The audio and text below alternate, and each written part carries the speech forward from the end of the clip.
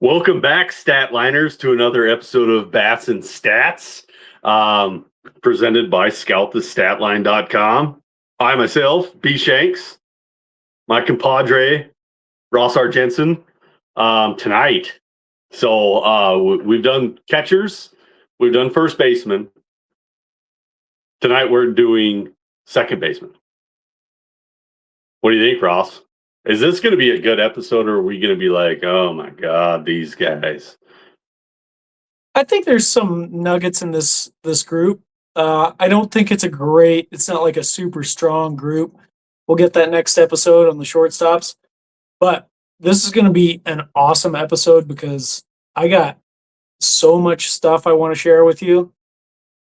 All the developments that we've had at STS lately. I think you're going to have your mind blown. So, go ahead. I'm a little bit excited about this because two of the guys that are on our top 10 second baseman, I've owned forever. And they're my guys. Like, they're my guys. So I'm excited about that. Yeah. It's an interesting list. Not a great list, but there's some decent ones on there. It's not pretty, but second base it does have a glint of a future with these top 10 guys. Yeah, agreed. I think we're gonna have a little bit of fun, and Ross, post recording and stuff like that, Ross was like, "I'm gonna blow your mind, Brian. I'm going to show you the new updates on STS about blah, blah, blah, blah, blah." I have no idea what he's going to show me. I have no idea. And he is super excited about this. He was like, "I'm going to blow your mind, Brian." So in turn, I would hope he's blowing everybody's mind. Well, there's a lot of our users are already using these features, so some people know about it. Some people probably don't. We're going to be introducing some people to it. Brian, that's one of the reasons that I love having you on the podcast, because you can kind of bridge that gap between the people that are really plugged in on the STS side versus the people that are more casual. Yeah. So that's pretty awesome. And we get to introduce Brian to some new features today and walk him through it. It's going to be cool. So as you said that, there's quite a few people in our local area and like some of my coworkers and stuff like that just watched the podcast for our intro, because they just apparently it's entertaining and we have a good time, like getting into things. And then sometimes they turned off the baseball stuff, but they have a good time listening to us do the one thing that we do every single podcast, and that is beers. Or drinks, because I know Ross has got a drink tonight. I have beer. But we do have a special guest as Ross's drink tonight, I guess is how you would put it. More or less a sponsorship. Let's just go ahead and call it a sponsorship. Let's call it a sponsorship. It's not Coors Light, but we're going to get there. Not yet. We're going to get there. They just haven't heard the episode yet, or the show. So Coors Light's still in my glass. I have another glass here. But the mountains are blue, Coors Light. We'd love to have you as a sponsor. So, and one of these days, somebody from Coors Light's going to run across this podcast and be like, "Brian Shanks needs 1830 racks a week." That's a lot of beer. Yeah, I'll drink it. It's fine. So you got Coors Light. Okay, wait. Well, since you have the sponsorship drink, let me do mine first. Yeah. Okay. Okay. So mine is something I've never had, and I can't say that I even know about this place. I probably have had drinks from there, but it's Mountains Walking. Do you know where Mountains Walking is? It's in Bozeman, Montana. Bozeman, Montana, home of the national title. Montana State Bobcats, FCS football. That's right. So this is Mountains Walking. This one is called Damselfly. It's an extra pale ale. There's some nice little things that they have on here. So it's in support of Warriors and Quiet Waters. It's a military thing, and a little quote off the back of the can here is Warriors and Quiet Waters helps post 9/11 combat veterans thrive by enabling them to find peace, meaning, and purpose after their military service. A percentage of all package sales of Damselfly will be donated to this foundation. There's a table with a mountain view waiting for you in Bozeman. Mountainswalking.com. I probably shouldn't have said that because we're not sponsored by them, but I don't give a shit because it's for veterans. I have a lot of veterans in my family, so I appreciate that kind of stuff. And I think it's gonna be a good beer. So let's crack into it. Good pop. Extra pale ale.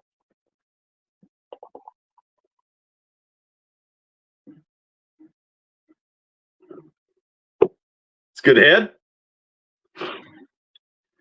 Ooh, it's massively hoppy. I can already tell. Extra pale. That looks like a beer that I would enjoy, I think. It's got so when I was first introduced to IPAs, the best way that I could describe IPA was earwax. When I first tasted it, I was like, God damn, that tastes like earwax. As I kind of dabbled into different zones of my beer drinking connoisseurism, I noticed that I actually like that flavor. So it's very, very hoppy, and that's where the earwax taste comes from. This is very, very smooth, especially for being a double IPA. I really like it. Man, I want everybody to go try Mountains Walking Damselfly Extra Pale Ale. That's a damn good beer. All right, I got to get my hands on and it's smooth. It's not hard to drink. That is a really good beer. Nice. Damsels fly. Damsels fly. Okay. I think I'm flying to you this week, so I can't bring you some, but maybe I can send you some. We're going to be in person this next weekend. I think we're going to do a podcast in person. That's going to be cool. Something to look forward to for the viewers. You guys will be able to see, because right now, we're obviously split screen, so we're not next to each other. You guys will figure out that I'm a large human being and Ross is just a little itty bitty guy. They're going to be like, you guys are the same height. What's going on here? Yeah. All right. Time for my drink, and this is a special one because we got sponsors for this. We're hitting the big time. We got tequila sent to us to sample on the show. That's what this is. Chica Cheetah from Jalisco, Mexico. Made in Tequila, Jalisco, Mexico. Oh, good verbiage there, bud. Okay, something really, really unique about this tequila right here. It's peanut butter flavored tequila. So 32%, it's strong. I'm not having any beer tonight. I'm just going to take probably 2 or 3 shots of this through the course of the show. And, we'll see how it goes. I got to give you my thoughts on this. It smells peanut buttery. Now, we got some samples of this, both Brian and I. So we have sampled it before. So there's a little bit of a, I guess, forewarning. We do kind of know what this tastes like already, but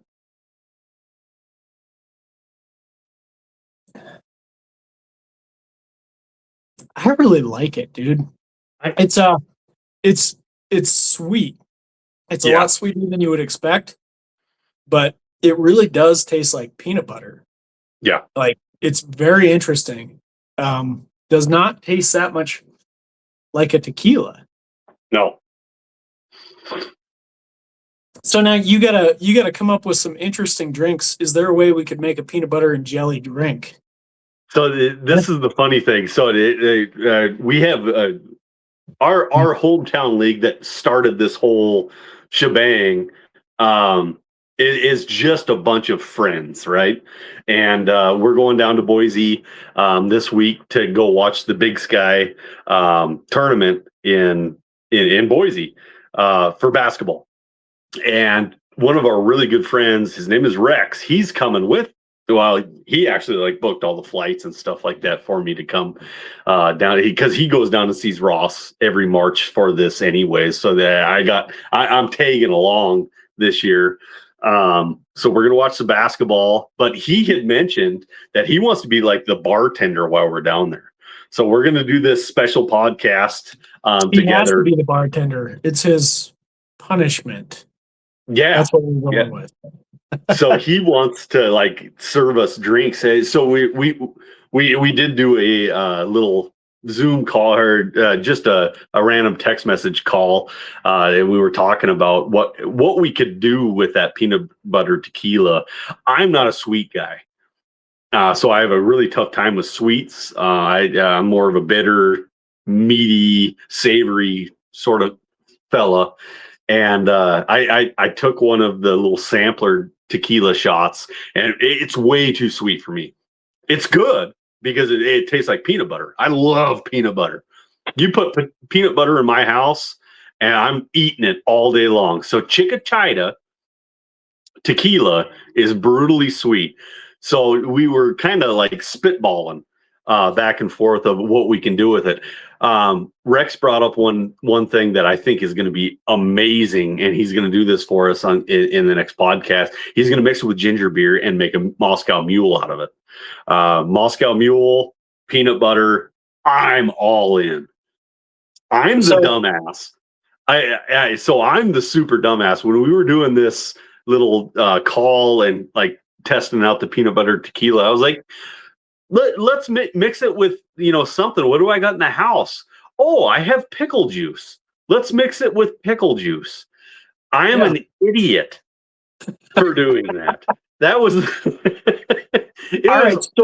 Story time. Me and one of my very close friends, Chris, you know him very well. Yep. We used to eat a lot of peanut butter and pickle sandwiches, and we were going to start a chain or a little sandwich shop called PB and Blanks, where you go in there, peanut butter would be your base, and then you would pick whatever other toppings, because we just thought it went with everything. But I'm intrigued. So that didn't go over so well, but I think this is pretty good. Like I could drink it. I wouldn't drink it by the glass, and that would probably not lead to good, outcomes anyway. But like having a shot of that every, I don't know, 15 minutes or so, or like a little sipper, like I could do that. It's pretty good. I mean, you gotta try it. You gotta try it, because I've never tasted anything like this. For sure. Yeah. So in the event that all our listeners are going to jump onto Chica Chida website, there's Chiquachita. I apologize. There is a really brutally famous podcaster that makes this. I'm not going to say his name because that's your choice to go find him out. But he's brutally famous, and he is absolutely hilarious. I don't know if he has watched the podcast or not, but if he does, dude, come on the podcast with us. We will have a brutally good time. He has the exact same humor that we do. So did you look into it? Is he actually involved in it, or is he just like sponsoring it? I think he's the owner. Now, granted, I don't know if he knows who we are, but I think he's the owner of the the Yeah. tequila. Well, very unlikely he knows who we are, but If he doesn't, he better figure it out. yeah, the podcast has gone big time. We're over 1,000 followers at STS now, which is pretty cool. Yeah, it'll be 20K in no time. In no time. Okay. We got to cover some STS stuff because Here it is. Here comes the mind blowing. Here's where it comes in. This is going to be, I'm going to knock your socks off. Okay, so you got the leaderboard up right now, right? Yep. Do you happen to have Fantrax up? I'm pulling it right now. Okay, in a new tab, go to Fantrax. I'm going to walk you right through this, and live, you're going to see just how awesome this is. You might duplicate your tab on STS too, just so you don't lose your configuration. I have done it. Okay. So you see at the top left in that sidebar panel with the 3 dashes, that box with 3 dashes in it, on Fantrax. Okay. Okay, click on that. You see it pulls up your profile. Okay. Click on profile first. Okay, clicked on profile. Okay, now you see those boxes, and the second box down says information. You're not seeing I do not, sir. that? Okay, you clicked on profile? Yeah, I clicked on profile, brought up all my information. I have profile, upload, information, address, time zone, email, forum. I mean, you're looking right at it. That's that box that says information, and then it's got your username. Yes, yes. Okay. Now, the one to the right of your username, it says secret ID. Yes. Copy that. Select Copy. it all. Copy it. Okay. Okay. Now go to STS, to the Okay. leaderboard you were just on. Do you see that button that says Fantrax Sync? It's in the filter area in the second row.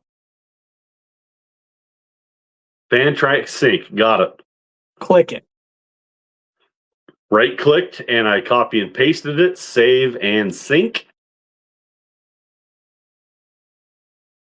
Save successfully.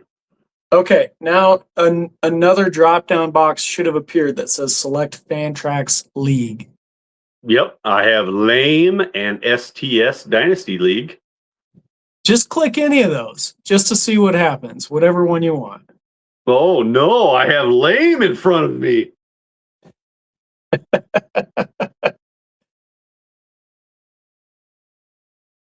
Okay, did you click on one? I did. What did it do?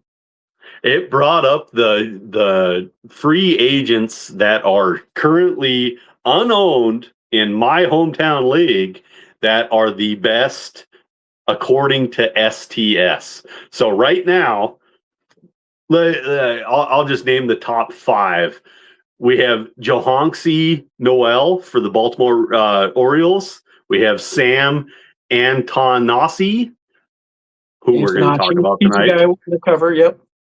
Christopher Morel, Jock Peterson, and Luke Rayleigh are all unknown or unowned in our hometown league. Those are the top 5 guys. Pulled it up instantly. It has all their batting averages, has on base percentage, everything. Their pluses, minuses, their rank in the MLB. So Noel is ranked 107th according to Scout the Stat Line, and he is unowned in our hometown league. So this is something fairly deep league, yeah. Yeah, well, I wouldn't say fairly deep, like it's massively deep. He should not be unowned. Okay. So now think through this a little bit. If you're in a league that allows, what is I mean, in my opinion, I have an opinion of this. I'm not going to make you guess, but in your opinion, what do you think the greatest strength of the STS model is? Finding players that other people don't know about. 100%. And it updates every single day to make sure that the information is the most recent. Now, imagine this. you're in the middle of the season, you are in a league where you have free agent ads, you can pick up guys whenever you want. You got this thing synced up. You can click on your league, and in an instant, it's going to show you who the top prospects popping up in our model are. Like, to me, that's insanely powerful. Did I lose you, Brian? It's just so shocking, mind-blowing that he's frozen. He's frozen because it's so amazing. All right, there we go. I think I'm back. I think we're good. No, I heard it all. I apologize. Okay. No, it's okay. Yeah. All right, so I'm not done yet. This is just the start. So that's pretty cool, right? And it's going to remember this every time you log in. You never have to put in that code again. You just select your league. Okay. Now, see the more button drop down on STS? Okay. Now, more, hover over that and you'll see. I apologize. I was looking at the dashboard itself. Okay, I'm hovering over more. Gotcha. Okay. So go down to league rankings. We're just going to do this all together. Yeah. So yeah, I got league rankings populating right now. Okay. This one takes a second. I got to figure out a way to optimize it a little bit more, but we're getting somewhere. We're going with shot number 2 here. In the meantime, get yourself a bottle of Chica Cheetah, I guess. Relax. Okay, has it loaded for you yet? Yes, I have select Fantrax League, scoring fantasy, power rankings, farm system. Okay. Click on that drop down, select Fantrax League. Okay, clicked on Lame 2026. Okay, give it a second. It just synced the power rankings for our hometown league, which is called LAME, LAME, Low Aptitude Management Enterprises. Just to give you guys a little context, Ross has crushed this league for a long time. He is number 1 in the power rankings. Your boy, myself, is all the way down to number 17. Okay, click on your team. Just clicked on it. Okay, 7.6 on hitters and a 3.2 on pitchers. Just a comparative to Ross's team. He's a 16.1 in hitters and a 14.7 in pitchers.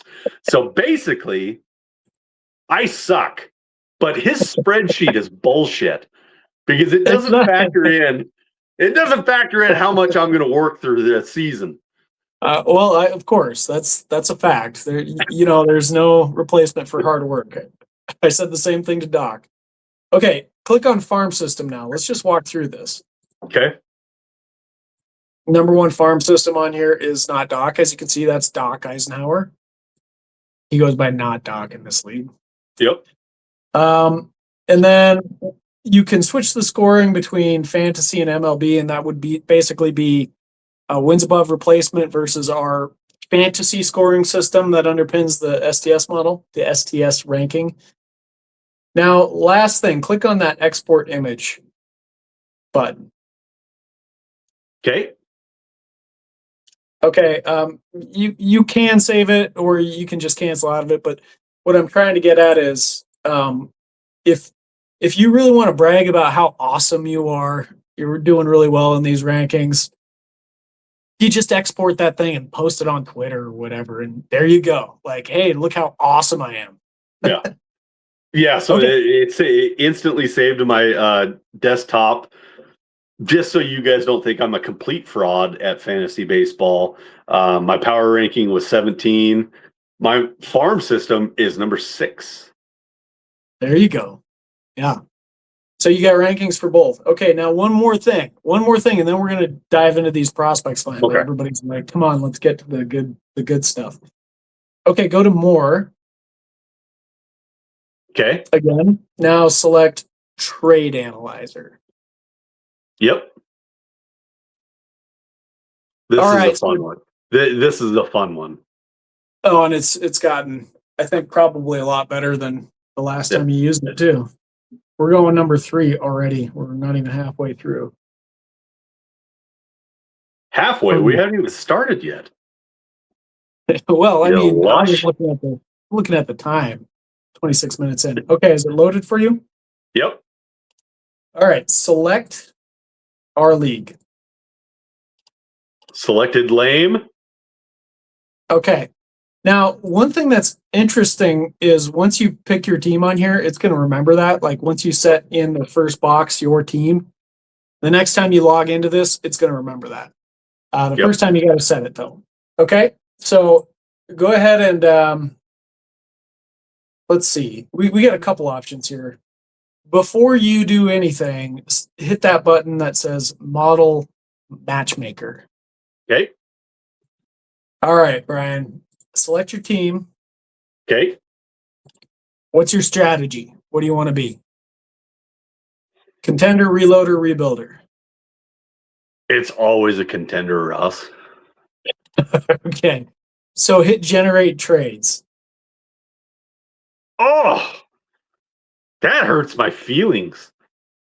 Okay, so Okay. I want to preface this. Some of these deals, like I look at it, I'm like, I'm not going to do that. But Yeah.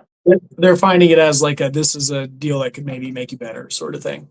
Yeah. So basically, what this system has done is I select my team. I say I want to be a contender.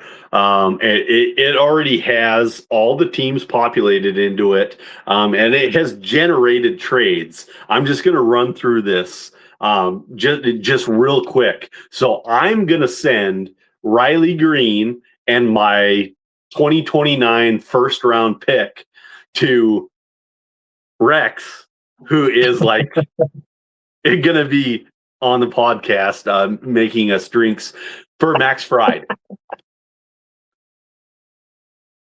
I hate that drink. I don't like it either. That. We got to look into this because the first one that came up for me was Max Fried too, and I don't get it. Yeah. So I don't know. So there's a little bias in the model going on with with. My next one. So I just selected next. So that obviously the computer is just generating this. But it says me sending Bobby Witt and Riley Green for Tariq Skubal. Not happening. Not happening. Okay, what's your number 3? No, okay, so number 3, I can actually kind of. No, I can't see this one either because of how I am in fantasy baseball, but I could probably see this for somebody else. I send Riley Green and Brady House for Corey Seager. Okay. I wouldn't do that just because I'm a Tigers fan. I love Riley Green. He's super young. Corey Seager's old. Brady House, I think, has a lot of upside. But for a productive standpoint, like it's probably not far off. Okay, next one. And I hate this one too. Jesus. This is Bobby Witt Jr. and Riley Green for Aaron Judge. Oh, okay. Never going to happen. I wouldn't do it. Well, you have a bias against Judge, but I do. I don't like his gap tooth. Okay. And I hate the Yankees. Matter of fact, it doesn't have anything to do with Judge. Judge is probably a fine human being, but he's a goddamn Yankee, and I hate him. Okay. All right. So pick one of those and hit analyze trade. Okay. Whichever one. So, okay, I picked Cup of Coffee, which is me, receives Ronald Acuna. I have to send off Bobby Witt Jr. and actually it's just Bobby Witt Jr. for Ronald Acuna. And STS says that's a fair deal. It's Bobby Witt Jr. for Ronald Acuna? Yeah. Well, that does seem like a pretty fair deal, I think. Yeah. Yeah, I think that's fine. Yeah. Okay. So there you go. And then you've got a download receipt. And that's if you want to, if you want that for bragging rights, you can just post it on social media, post it in your league message board, whatever. So there you go. Those are the that's a summary of the new features that have been added. So when you go back to the leaderboard, if you just go back to the select Fantrax league at the top, not selecting a league, then it will bring everybody back. So Cool. That's awesome. yeah, I mean, like, does anything else like that exist out there? I don't think so. I mean, So I've done this before where on Google I plug in Bobby Witt Jr. for Aaron Judge. How does that look? And it doesn't come up with much. Like there's a trade analyzer on there, and I think it's probably just called Trade Analyzer. It doesn't give you much insight. It doesn't give you much, like, there's no fun about it or anything like that. When I pull this up, so it's Cup of Coffee offers Bobby Witt Jr. for, his name is Forever Laura, offers Ronald Acuna. It brings up Bobby Witt Jr. has a 144 WRC plus. His batting average is 294, 357 on base, 529 slugging, 28 home runs, 31 stolen bases. And then it processes Ronald Acuna's stuff, and it's a 152 WRC plus, 288 batting average, 387 on base, 517 slugging, 29 home runs, 37 stolen bases. So like I have it all in front of me, where there is a trade analyzer on online, but I think it's more of a he said, she said sort of thing. Like like you could do that. That's give it a thumbs up. This isn't a thumbs up. This is giving you actual results. So if I jumped in and I added a bunch of prospects to go get Ronald Acuna, it would be all listed out, batting averages, WRC plus. Is that future rankings or is that actual rankings?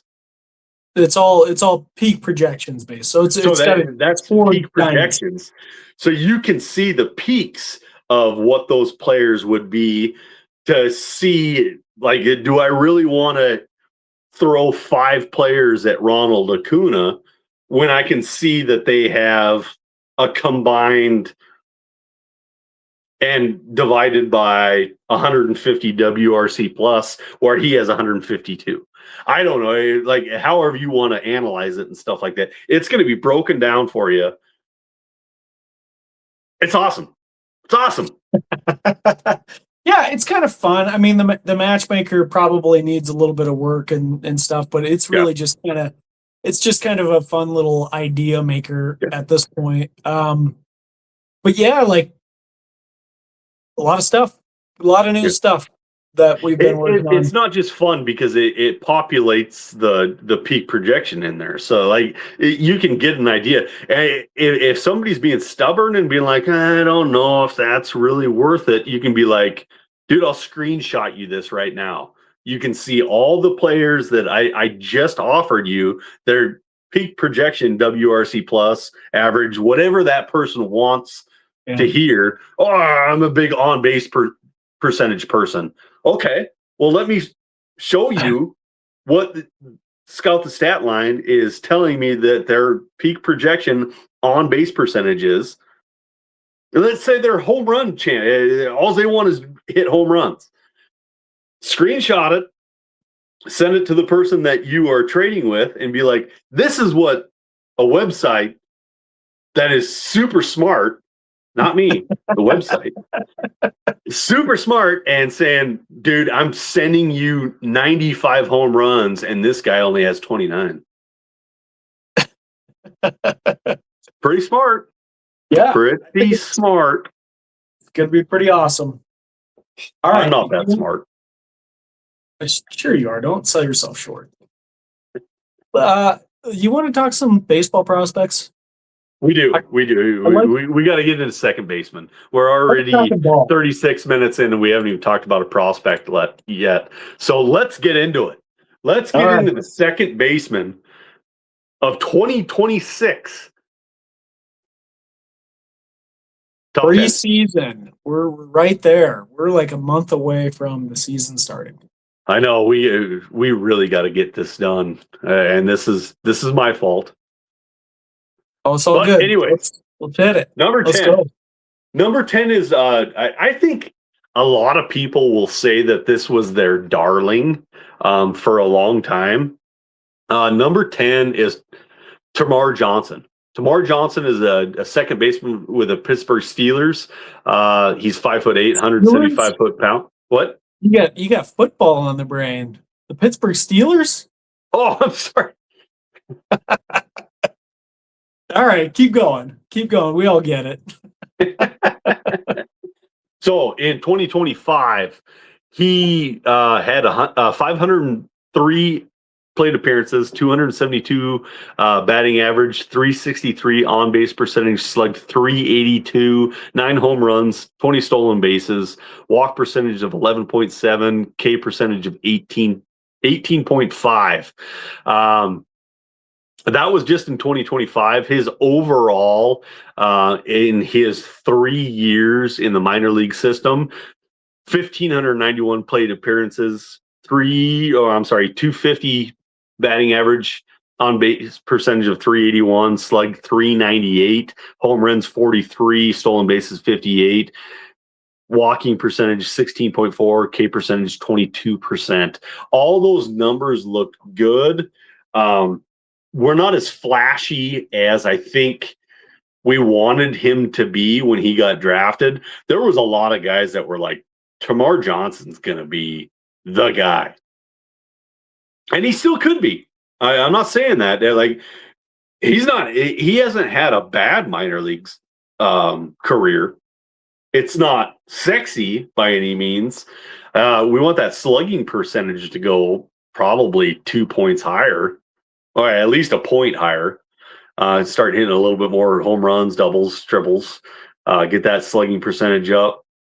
Everything else is pretty decent. He's got a great K percentage, great walk percentage. Nothing to hate here, Ross. What do you think? No, I'm pretty much on the same page. Yeah. Question for you. Yeah. Are you reading that off of the pop-up for the player? Yes. Okay. Now I know I said we were done with that for now, but you see the little arrow that points to the right on that pop-up? Click on that. Yep.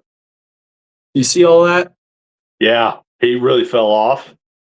Well, it's not awful. I mean, he's on somewhat of a downward trajectory over the last, I don't know, year or so. But I just wanted to show you, first of all, that page, because I think it's pretty cool. But I think you're pretty spot on. The way that I think of Tamar Johnson is he's just not the player that we thought he was going to be. When he came into the league, it was like, this is a bat first, like almost like it was like there was people saying he was like 80 grade hit, and he's been nowhere near that kind of a player. What he is like on base. He gets on base. 16% career walk rate is very high. And he's got more power than from the home run side of things than people thought, over the fence power. Mm-hmm. So it's kind of an interesting profile. Last year was actually statistically a very good season, I think, Yeah. Yeah. There was a change in his approach, less strikeouts, less walks. He was swinging more. He wasn't hitting as many home runs as he has in the past. Still stealing bases. Like, it's not a bad profile. It's just different than what I think people wanted. And I've been saying that now for 3 or 4 years. Yeah. It's just different than what people expected. Yeah, he's a 21 and a half year old, been in the minor leagues for 1, 2, 3, 4 years. I remember when he was coming out, like, we talked about him during the draft of being a consensus number one. Consensus number one. He's not a bad. That's the unfortunate thing. He's not proving anybody wrong. He's just not proving anybody right. He's just a solid baseball player. And I think that's probably what second base is. As we go through this, everybody's going to be like, yeah, you're talking about the same human being. They're just solid prospects. Nothing jumping off the table. There's going to be a couple of guys that I argue that with. But yeah, Termarr Johnson, he's just solid. Yeah, I think for me, he was near the back end of my top 100. Yeah. He didn't make it, I think, in my preseason top 100 rankings, but he was close. So he's just kind of like floating around there. Oh, by the way, do you see the comps at the top now? So Grady Sizemore. I was gonna say it. Yeah, Grady Sizemore is one of my favorite comps for Termarr Johnson. Yeah. Yeah, so the 50th percentile, that's what I was going to try to fix. I noticed that that's not populating, but we can talk through the high-end comps for everybody. That'll be fun too. So it's all right there on the pop-ups. So yeah, Grady Sizemore. I think that's fun. Yeah, agreed. Anything else on Termarr Johnson that you want to talk about? No, I think he's kind of entered underrated territory at this point. Okay. Is he go get him? Based on the value to what I think his true capabilities are, yes, probably. Yeah. But it kind of depends on the owner, because if somebody still values him like, hey, I got him with my second pick in my draft, like there's no way. Well, then of course there's no chance. But I would say in general the vibe seems pretty down on TJ, and 21 years old, 20 years old in AA, that's pretty good. Like, I think he's making progress. There's nothing to hate about that profile. No, I agree. I'm going to say go get him. I put my stamp on it. Go get him. Our next one is going to be Arun Escobar for the Philadelphia Phillies. Second baseman, obviously, age 21, 5'10", 210. He's got 4 years of stats in the minor leagues. 2025 looked as 538 plate appearances, 270 batting average, on base of 361, slugged 413, 15 home runs, 24 stolen bases, walk percentage of 10.4, K percentage of 18.2, minor league career of 962 at bats, 262 batting average, 378 on base, 391 slugging, 22 home runs, 57 stolen bases, career of 12.6 walk, and 15.3% of Ks. Once again, this is a really good profile. Like, it's boring. Don't get me wrong. It's boring, but this is a solid baseball player. Second base is one of those things that I would say you could win or lose a title on. Same with catchers. Yeah. Like, if you just have a solid second baseman, you're probably kicking everybody else's ass in your league with a solid second baseman. Same with a catcher. If you have a solid catcher, you're probably kicking everybody's ass. So I think the excitement in Arun Escobar is probably in the edges. So here's what I mean by that. Okay, so if you go back to 2024 and you just look at that stat line, that's an exciting stat line, right? 338 batting average, 495 OBP, 481 slug, 20% walk rate, and only 10%, less than 10% strikeout rate. That's awesome. Like, those numbers were killer. Very small sample size of data, of course, in the lowest levels of the minors. And then this year, what was exciting about him is he started out like super hot. So then it was just like validation, and he was kind of flying up prospect rankings and such at that time. At least the vibe was pretty high on him at SDS, that's for sure. And he sort of cooled off after a really torrid first month and a half, maybe. So a bit of a bummer, but I'm also kind of thinking that he just might have gotten tired. Might have Yeah. been dealing with some injury stuff because he was playing really well. Yeah. So here's another little tidbit. This guy is related to Ronald Acuna Jr. He's like his cousin or something like that. So that's pretty cool too. So there's excitement there. I think it's just kind of in the edges. 55 hit by STS, 50 power, 50 speed. That kind of speaks to your story of like it's sort of bland. And then But draws solid. comp. It's just solid. Solid, yeah. Draws a comp to Marty Cordova, which I think is a fascinating one for anyone that remembers him. I think this is a go get him too. I'm putting my stamp on it. Go get him. I agree. I go get him. God, we're gonna have a lot of go get him's in second baseman. I can already see it. There's two other ones that are my guys that I'm gonna say go get them. Let's go to our next one. Our next one is gonna be Geral. Is that how I say that? Geral Perez. Geral Perez is with the Chicago White Sox. He is also 21 years old. He's 6 foot tall, 205 pounds. His hit tool is 50 on Scout the Stat line. His power is 55. His speed is 30. Defense 45. I want to preface that just a little bit because speed's not going to be a huge thing at second baseman.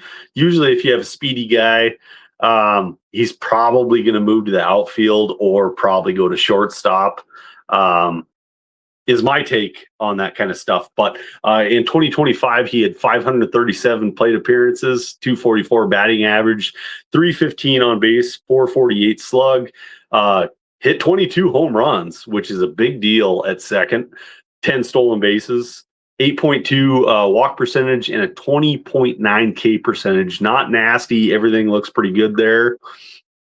His career, 1,471 plate appearances, 256 batting average, 354 on base, 453 slugging, 53 home runs, 28 stolen bags, 11.6 walk, 21.3 K. Once again, pretty good. Trey Mancini is the comp. I remember Trey Mancini. You remember Trey Mancini? Yeah. Yeah, he was very popular around Lame for a while. Yeah, he was an Oriole. Everybody just loved that guy. They were like, he got dropped and then picked up and then dropped and then picked up. Yeah. One of those fun ones. Geral Perez, what do you think? Really interesting profile, I think. He has always kind of been a popper with STS. Like he's one of the guys that our model really seems to like. Pretty contrasting to a lot of the other guys that power is the calling card for Perez compared to most of the other guys on here, where it's kind of like a solid all around hit, like power combo. Like it's power first with this bat, and you can tell that pretty clearly. Yeah. I think just looking through the profile. 20 years old, played at high A, like that's all good. The hit tool is something you got to watch, I think, with him. But he's not striking out a ton. It's a manageable amount, and I think he could be pretty solid. Yeah. He's not a go get him for me. He's a watch and see. So what have I always said? Keep an hawk eye on him, a bird's eye view. Just keep an eye on Geral Perez and see what happens, especially early. White Sox, they're kind of an interesting organization right now. Who knows? Perez might start out in the minor or in the majors with the White Sox. I just don't understand that ball club right now, but that's neither here nor there. Well, we got another White Sox on this list, White Sox player that we'll talk about. Yep. But it's a tad more exciting at this point in time. But I think he's like the flip side to that is that like this guy is not going to cost you much. He's probably the cheapest on the bunch of everybody we've covered so far. There might be like one more guy that I'm looking at on here that might fetch a cheaper price, I think, than Perez. So like he's not going to cost much. So from that perspective, I say like it's okay as long as you're not giving up much. Sure, like Adam, but like I wouldn't go into it presuming superstardom. Yeah, for sure. Well, our next one, we'll bounce right into it. It's Roldy Brito. Roldy Brito is with the Colorado Rockies. His minor league stats for 2025 were 365 plate appearances, a batting average of 371, on base of 444, slugged 516, 4 home runs, 35 stolen bags, 9.9 walk percentage, and an 18.9 K percentage, all manageable. I don't know a lot about Roldy Brito. What do you think here? I can feel it in you reading those stats that you're excited. Yeah, I can feel it. I'm going to be the wet towel on this one a little bit because the stats are great, and in fact, he's gotten a lot of top 100 hype with scouts, people that really know. Like, he's got a great looking swing. This guy has the it factor or whatever. There's absolutely no way he sustains that stat line carrying the BABIP that he had last year. I think it was over 400, so you can lop at least 50, probably more points off of his batting average. Still, nonetheless, like there's something exciting here, I think, that people are plugging into. The scout grade equivalencies across the board are pretty flattering, outside of the power piece. And according to the scouts, it sounds like he's got the type of swing that can translate to power down the road. So I think it's exciting. I don't know if I'm as excited as the top 100 sort of hype on this. Oh, I just looked it up for validation. His BABIP last year was 460. That's so high. Yeah. To some degree, that's a skill that people have, but nobody has it that high. So, I mean, you're looking at lopping 100 points off that batting average as a starting place. So now we're talking about a 270 hitter, and that totally changes the story, right? Yeah. And we've talked about BABIP in the past, and that it's such an unpredictable thing, but it's legit. Like that's what we said. We said luck is a skill, right? It legitimately is. Luck is a skill. I mean, BABIP, I would say specifically BABIP is, and that's just putting the ball where people aren't or hitting line drives compared to hitting flare-ups, all that stuff kind of makes sense and it feeds into it. I'm just saying the flip side of it is that nobody sustains that for a long period of time. It just is unprecedented through MLB history, so it just won't happen. So Brito, I want to say that I want to go get him because of his speed. Everything else is a little standoffish, but I want to say go get him. I think he'd be cheap too. It depends. If your league is kind of caught on to some of that hype, he might not be worth, the price of admission. But in general, I think this is an exciting prospect. There's a lot to like here. And if you can add him for free or for cheap, like absolutely. Yeah. So our next one is one of my favorite second basemen. I've owned him for probably 5 years, maybe 4 years. And that's Hao-Yu Lee with the Detroit Tigers. He's 22 years old. He's probably going to be 20. He'll be 23 by the time the season kicks off. He's 5'9", 190 pounds.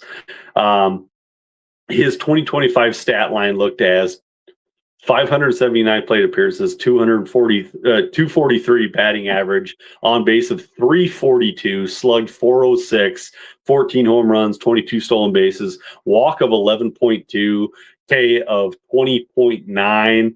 But this is like he kind of had a down season last year. His minor league career, 1,669 at plate appearances, 272 batting average, on base of 361, slugged 436, 42 home runs, 68 stolen bases, walk percentage of 10.6, K percentage of 19.6. I honestly don't know if you can find a better profile as a second baseman than Hao-Yu Lee. Like, that guy's solid. From what I've read in different forums, he's solid at defense.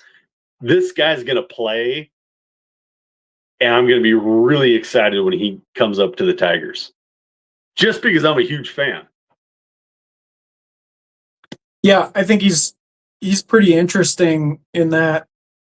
In some respects, this was like a good season for him.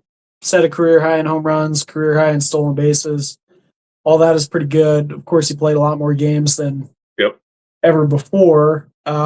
Just a very solid all around player. Like that's what I kind of get from Hao-Yu Lee.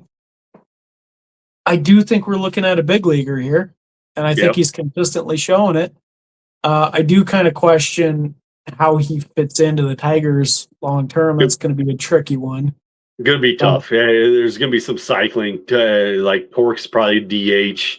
Hao-Yu Lee's going to be a second baseman. Colt Keith's going to have to kick over to third, and then you're pushing other players out. So yeah, it's difficult. Well, he's right on the precipice. He's right there. He's going to play. I don't think we're looking at like star power. I don't think anything in the profile suggests that, but you're looking at a solid contributor. My biggest concern is that this is going to be a bench piece more so than an everyday guy. I'm not opposed to that take, but my thought is this is going to be my starter at second baseman. Okay. Yeah, this is going to be my starter, and he's never going to be too high, too low. He's going to be just in your lineup. You're never going to have to sub him out. He's going to play every single day. Never going to be hurt. Never going to have the soft tissue muscle injuries where you're going to see that around the league. I think that he's just going to be so solid. The other thing is I think this is the cheapest get on the list. Yeah. So from that perspective, I'd say it's a go get him. I love it. He's got a comp of Rocco Baldelli. Yeah. Oh, I love Rocco Baldelli. He was came up with the Rays. He was really exciting for a while, a lot of speed, had some power potential.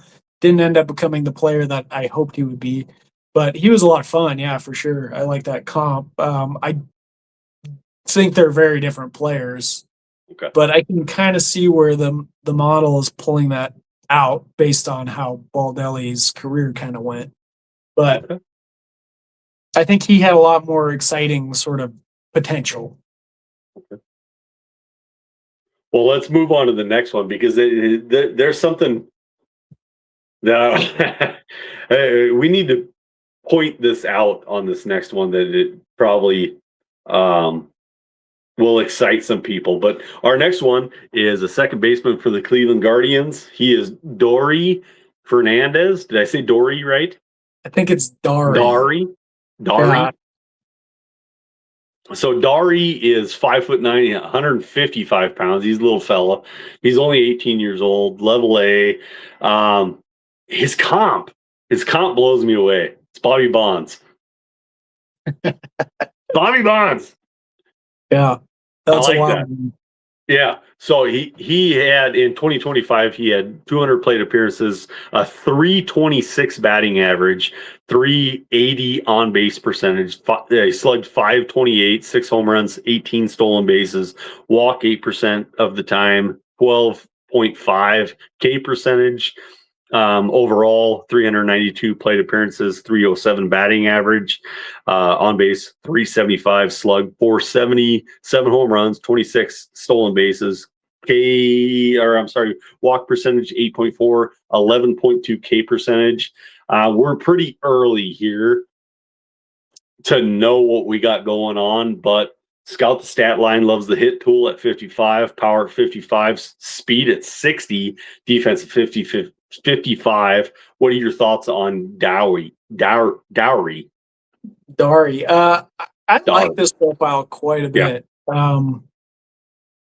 This one kind of excites me. I'm not gonna lie. Yeah. So let me give you the take, because the takes from the scouty side of things are a little more negative on Fernandez, because they say his underlying statistical production is very poor, like low exit velocities and stuff like that. So, they're not very high on him despite the good surface stat numbers. I'm going the opposite direction with Dari Fernandez. I think this is a pretty interesting, exciting player with great plate discipline, who has probably more game power than people expect, both from his stature and from what the underlying stats are indicating. And I think he's a bona fide go get him. The reason that they're pulling Bobby Bonds as the comp is because he projects for 20 home runs and 27 stolen bases at peak. That's pretty awesome. At second base, that's massive. Yeah, as a contact first sort of guy, like, it's great. And he probably, him or this other gentleman just above him that we're going to talk about, one of those two has the lowest K rate as far as future projections, and I think current as well. So to me, I love that. So he's a go get him to me. I like it. He's not getting the love he deserves. Go pick this guy up. Go at him. Go buy his baseball card. Now we're going to throw out baseball cards. I like it. Our next one, it also has a really cool comp. And this is going to be Sam Antonacci. Am I saying that? Antonacci? I think it's Antonacci. I think it's Antonacci with an okay. So maybe Italian. The double C makes an H. Antonacci. Not Chi. Okay. All right. So he is he in 2025 he had 519 plate appearances, 291 batting average, on base of 433, slug 409. I don't like seeing that. So as we talk through some of these things, when your slugging percentage is lower than your on base percentage, it drives me a little bit bonkers. It's not the end of the world, but it just drives me bonkers. He had 5 home runs, 48 stolen bases, which is massive, 13 walk percentage, and a 14 K percentage. With those percentages look amazing. He's got a comp of Kenny Lofton, and I really like that one. That's cool. Yeah, I agree with that. Color commentary to add about Antonacci is he is killing it right now this spring. This guy might be in the big leagues. He keeps it up. There's a possibility for that. I mean, he's not super young anymore at 23 years old, so it's possible he makes that leap. If he keeps crushing it, had a great spring as well, Arizona Fall League. Sorry, not spring. Arizona Fall League. He had a great Arizona Fall League where he walked more than he struck out. He slugged 541. And that's the thing that's interesting and sort of exciting about Antonacci is he showed some power in the Fall League.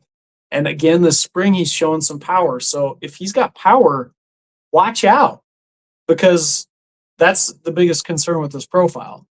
You highlighted the slugging percentage, like very low home run totals, but it looks like there's something developing there. So this is probably one of the top go-get-ems on the list, at least for value and what you can get him for. Because I just think that you could get this guy for pretty cheap. He's not going to cost you much. You might even be able to get him for free. He's a free agent in our league. I happen to know that, but he's going to get drafted when the draft comes around, of course. But yeah, it's an exciting profile. Lots of helium there. I enjoy the helium on that player because I don't think a lot of people know who he even is. So I think that's exciting. Yeah, agreed. Our next one, I got some tidbits about this one too. So our next one is going to be Michael Arroyo for the Seattle Mariners. He's a second baseman. He is 21 years old, 5'8", 160 pounds. In 2025, 556 plate appearances, 262 batting average, 401 on base percentage, slugged 433, 17 home runs, 12 stolen bases, walk percentage of 12, K percentage of 18. He dipped that K percentage from 2024, which I really appreciate. This is a pretty sexy profile, but I remember, I think it was our very first year in Lame. Jason Bay was the number 1 overall pick. And there was like 3 people behind there. Mike Trout was the next. But I remember like Jason Bay had helium, man. I'm trying to think of when that would have been. Yeah, no, he was an exciting player at some point, but yeah. There was a guy that his last name was Diamond, I think. I think it was Jason Bay, and then it was Diamond, and then it was Mike Trout. No. Okay, your memory is a little distant.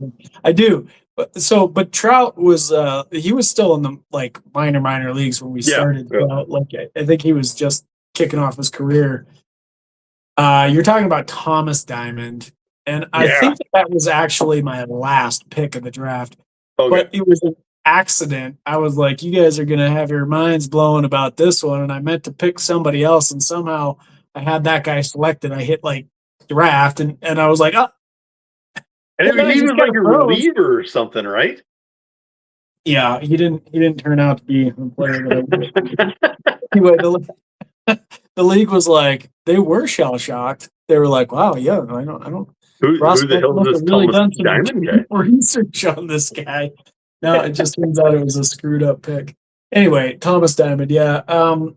Michael Arroyo, let's get back to him. This guy's been kind of like an STS darling for years, huh? Well, there's nothing. There's nothing to scream. Don't like this guy. He's just solid. Yeah, I've read he's got tremendous bat control, and that's reflected in his 60 hit grades. Got great equivalency. He's got pretty good power. Sort of a tale of two seasons for him. You know, he started out high A when he was really crushing it there, and then went up to Double A. I think he kind of met his match there. He struggled at Double A. He fell in rankings after really rising in that high A time period. Started finding his footing like later in the season, I believe, if I remember that correctly. You know, he's still a really good player, but he's no longer super underrated. That's the flip side of this. Like, he was so underrated. And now it's kind of like, oh, you know, like now people realize how good he is. He still projects really well, of course. 20 home runs, 7 stolen bases at peak.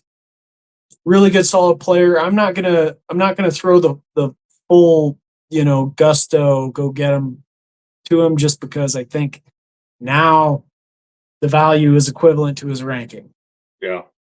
So he's going to be a little harder to get.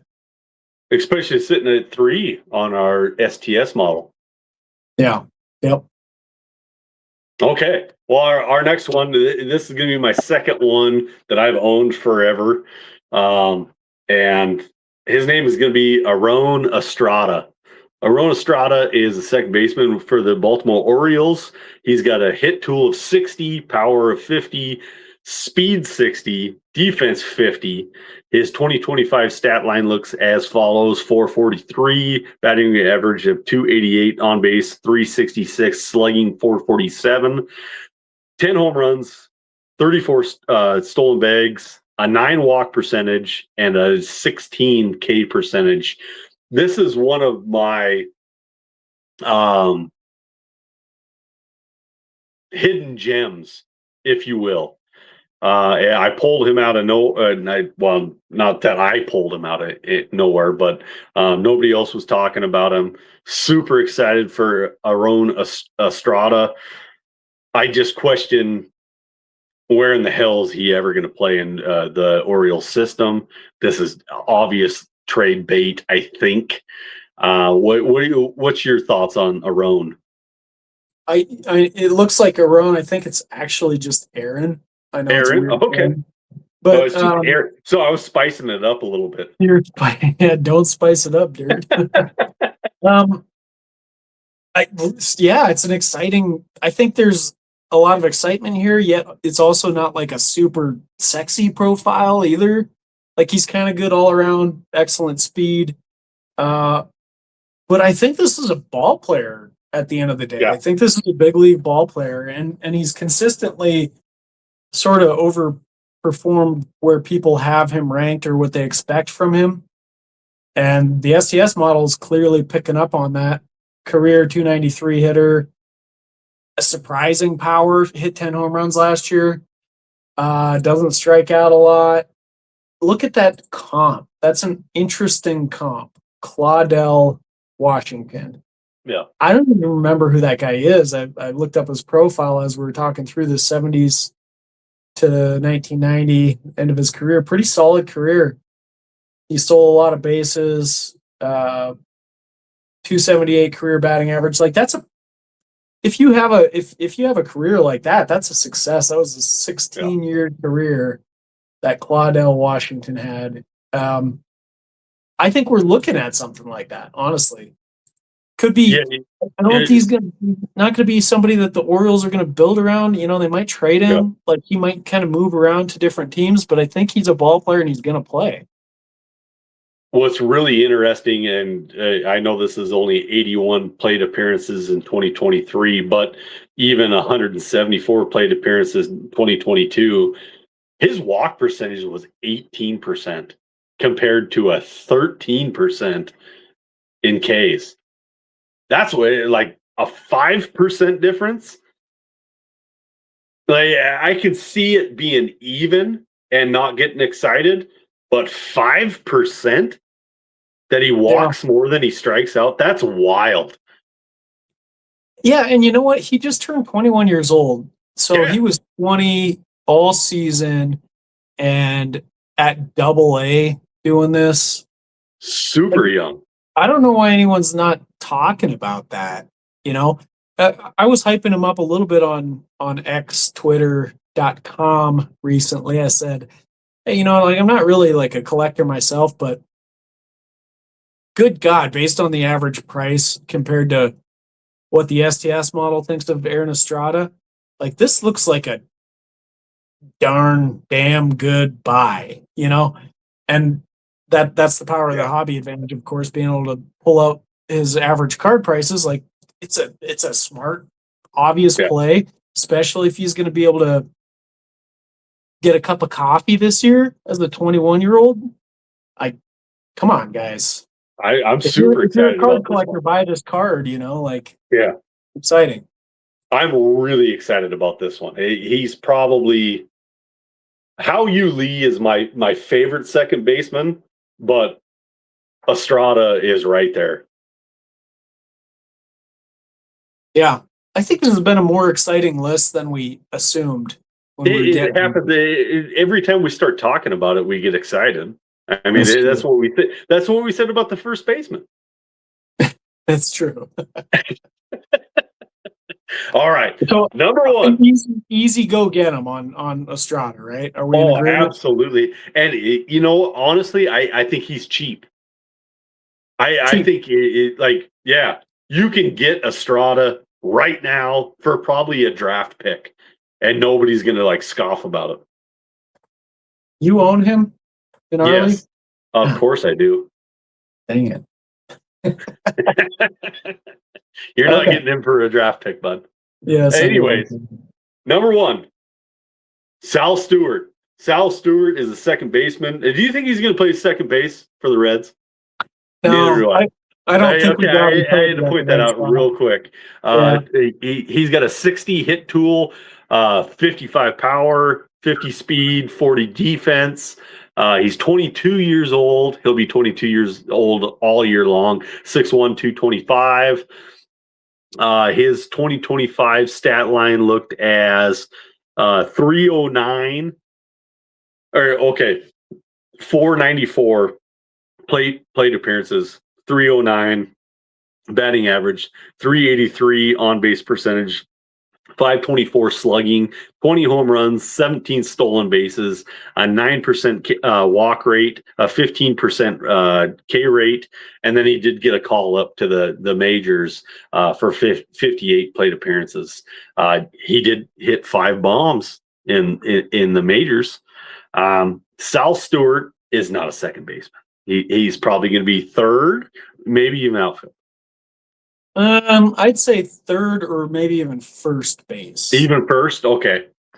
Yeah, I don't. We've got them. So I go through and I update these positions regularly, trying to tie them. We've got some automation for that, but I also try to tie it to Fantrax like primary position because most of the time we're playing the game, and so I don't know. Like I haven't cross-checked it, but I think that they probably have him listed at second base, which is why we have him here. But yeah, he's not a second baseman. He primarily played third base last year in the minor leagues. He got the call up, and he split time between third base and first base. Going back to 2020, what year are we in? 2024, he played a little bit of second base. Yeah. But he was still mostly playing third base then, too. So why he's at second base here, it's not going to last, I don't think. Yeah. So in any case, nonetheless, this is a very exciting, awesome, fun profile. Well, and the nice thing about it, I think he's going to be like a super utility because he could play second base. But his primary position is probably going to be first or third, maybe a little bit of outfield. But like if they wanted to pull him into second, for sure. And I'd be excited about that. I don't think he would be super effective there. I mean, if you look at him, like he's kind of a built dude.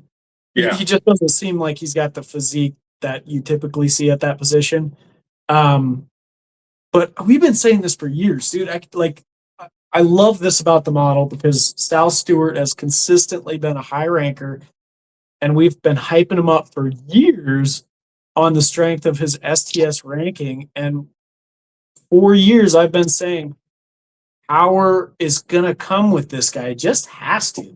Yeah. And we finally got that. Yep. Last year. We've seen glimpses of it through time, and we got it last year. 20 bombs in AAA at the highest level of the minors. So he was doing his damage at the top, went into the major leagues, smashing balls. So Sal Stewart, he finally made that transition. And now all of a sudden everybody's talking about him as their special darling. Hey, this is why you got Scout the Stat Line. We ID these guys well ahead of time. I do not like the comp. I hate the Jeff McNeil comp. Those are two completely different players.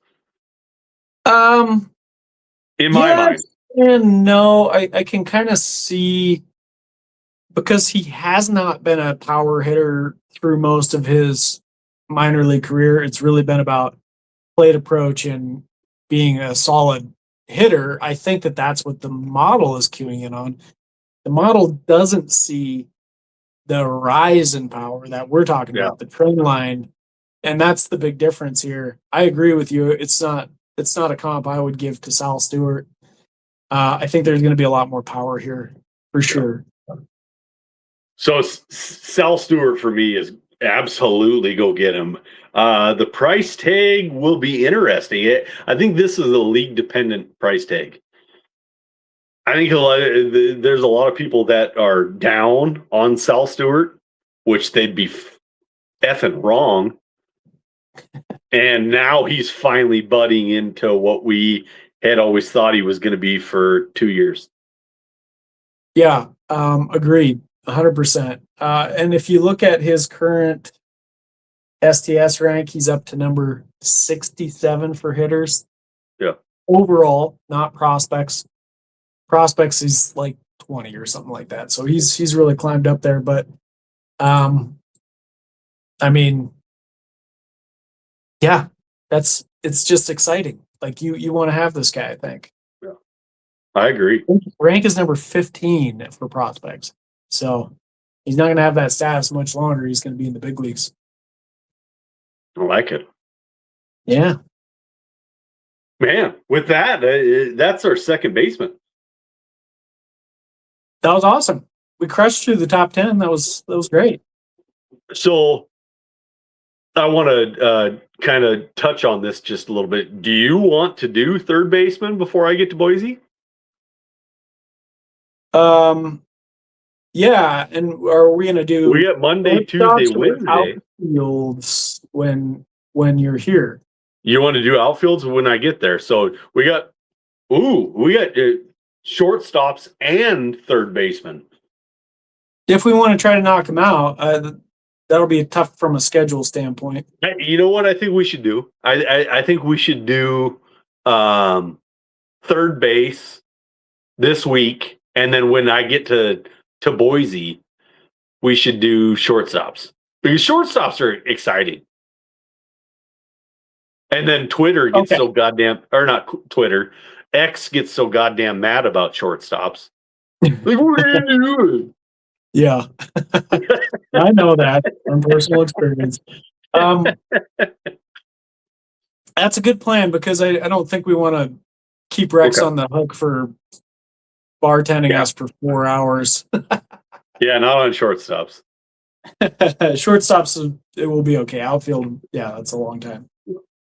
So, well, with that, STS stat liners, we got through the second baseman.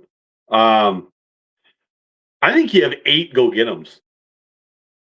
Yeah, we did list a lot of go get 'ems because second baseman is just disgusting. You need them. And these guys are going to be, well, they're probably going to move off the position, but these are good ball players. We do this every time. We say the position sucks, and then we start going through it and go, oh my God, these guys are pretty good. Yeah, not so bad. All right, stat liners. Stat liners. It was good talking to you. We'll do it again.